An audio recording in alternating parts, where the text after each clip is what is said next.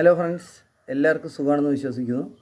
ആദ്യമായിട്ട് എല്ലാവർക്കും നല്ലൊരു സാമ്പത്തിക വർഷം ആശംസിക്കുന്നു. 2025-26 പുതിയ സാമ്പത്തിക വർഷം എല്ലാവർക്കും സമ്പൽ സമൃദ്ധിയും ഐശ്വര്യവും ഉണ്ടാവട്ടെ എന്ന് ആശംസിക്കുന്നു. അതിനോടൊപ്പം വിഷു വരികയാണ്. എല്ലാവർക്കും നല്ലൊരു വിഷു ആശംസിക്കുന്നു. ഈ സാമ്പത്തിക വർഷത്തിൽ നമ്മൾ പ്രത്യേകിച്ച് ശ്രദ്ധിക്കേണ്ട ഒരു കാര്യം എന്താണെന്ന് വെച്ചാൽ, സ്ഥിരമായിട്ട് വരുമാനമുള്ള ആൾക്കാർ, പ്രത്യേകിച്ച് ചെറുപ്പക്കാർക്കാണ് ഞാൻ ഉദ്ദേശിക്കുന്നത്. ചെറുപ്പക്കാർ സ്ഥിരമായിട്ട് നമ്മൾ ജോലിക്ക് പോയി ഒരു വരുമാനം ഉണ്ടാക്കുന്നുണ്ട്. സാലറീഡ് ആണെങ്കിലും അല്ലെങ്കിലും വേജസ് ആണെങ്കിലും എന്താണെങ്കിലും നമ്മളൊരു സേവിങ്സ് ഉണ്ടാക്കി വയ്ക്കുക എന്നുള്ളതാണ് പ്രധാനം. കാരണം ഇന്നത്തെ കാലത്ത് നമ്മുടെ എക്സ്പെൻസ് കൂടുന്നുള്ളൂ എന്നല്ലാതെ നമ്മുടെ എക്സ്പെൻസ് ഒരിക്കലും കുറയില്ല.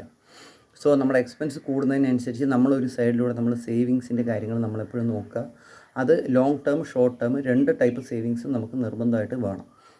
ലോങ് ടൈം സേവിങ്സ് എന്ന് പറഞ്ഞാൽ നമ്മുടെ ലോങ് ടേം ഗോൾസിന് വേണ്ടിയിട്ടാണ്. അതായത് നമുക്ക് ഫ്യൂച്ചറിൽ വരുന്ന ഒഴിവാക്കാൻ പറ്റാത്ത ചില കാര്യങ്ങളുണ്ട്. അതിനുള്ള ഒരു സേവിങ്സ് ആണ് ഈ ലോങ് ടേം സേവിങ്സ് എന്ന് പറയുന്നത്. അതിന് നമുക്ക് ഏറ്റവും ചെയ്യാൻ പറ്റുന്നത് ഒരു ഇൻഷുറൻസ് പോളിസി എടുക്കുക എന്നുള്ളതാണ്. ഇൻഷുറൻസ് പോളിസി എന്ന് പറഞ്ഞാൽ സേവിങ്സിൻ്റെ ബെനിഫിറ്റോട് കൂടിയുള്ള പോളിസി എടുക്കുക.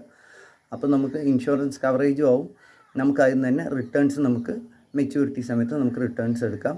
ഒരുപാട് ലോങ് ടേമിൻ്റെ ഒന്നും എടുക്കണ്ട, ഒരു 15 വർഷമൊക്കെ അടയ്ക്കുന്ന പോലത്തേക്ക് എടുത്താലും നമുക്ക് അതിൻ്റെ ബെനിഫിറ്റ് നമുക്ക് കിട്ടും. 15 വർഷം കഴിഞ്ഞാൽ നമുക്ക് അതിൻ്റെ ബെനിഫിറ്റ് ബോണസോടുകൂടി തിരിച്ചു കിട്ടും. ഈ 15 വർഷം നമുക്ക് കവറേജും കിട്ടും.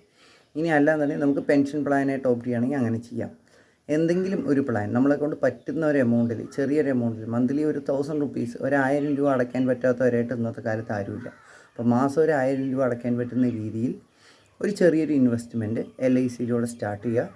അതിനോടൊപ്പം തന്നെ നമുക്ക് ഷോർട്ട് ടേമായിട്ട് RDയോ FDയോ അങ്ങനെ വല്ലതും നമുക്ക് ബാങ്കിൽ നമ്മൾ ലിക്വിഡ് ക്യാഷിൻ്റെ ആവശ്യങ്ങൾക്ക് വേണ്ടി ഷോർട്ട് ടൈമായിട്ടുള്ള ഇൻവെസ്റ്റ്മെൻറ്റുകളും നമ്മൾ ചെയ്യേണ്ടതാണ്.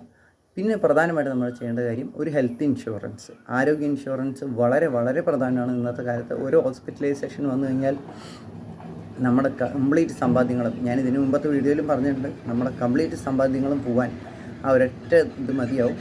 സോ അതിന് നമ്മൾ ഇടവയ്ക്കാതെ നമ്മുടെ കുടുംബത്തിന് ആവശ്യമുള്ളൊരു ഹെൽത്ത് ഇൻഷുറൻസ് എത്രയും പെട്ടെന്ന് എടുത്തു വയ്ക്കുക എന്നുള്ളതാണ് വളരെ പ്രധാനം.